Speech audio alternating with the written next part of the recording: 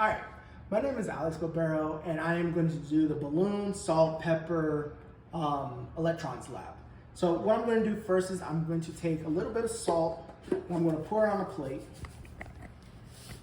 And then I'm going to also take some pepper, pour that on a plate, or grind that on a plate. And then what I'm going to do is I'm going to use my 2 fingers and mix it together. Okay. Now, I want to give a little bit of a disclosure.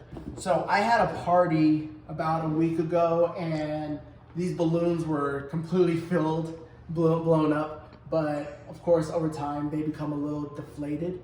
And so I'm hypothesizing that there might be a little bit of a chance that the lab won't work as well as it should, because these balloons are not as inflated as they should be. And because of that, I want to give a little bit of a backstory on this lab. So first and foremost, we know that anything and everything is made up of atoms. And when it comes to an atom, there are 3 parts to an atom. We have the proton, which has positive charges. We have the electron with negative charges, and we have the neutron, which is neutral, meaning it has no charge at all. Now, when we have what is called an ionic bond, that is literally when we are taking a positive charge and a negative charge and they come together because they are attracted to each other.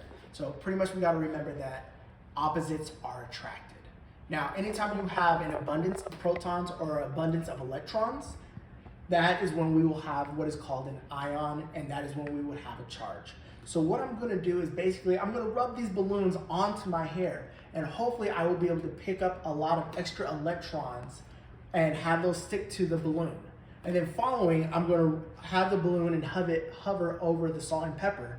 And if fingers crossed, we should see some type of attraction taking place. So I'm going to use both and rub it well.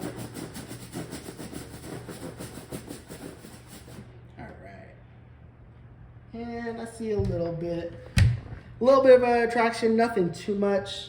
Oh, I saw a little bit with this one.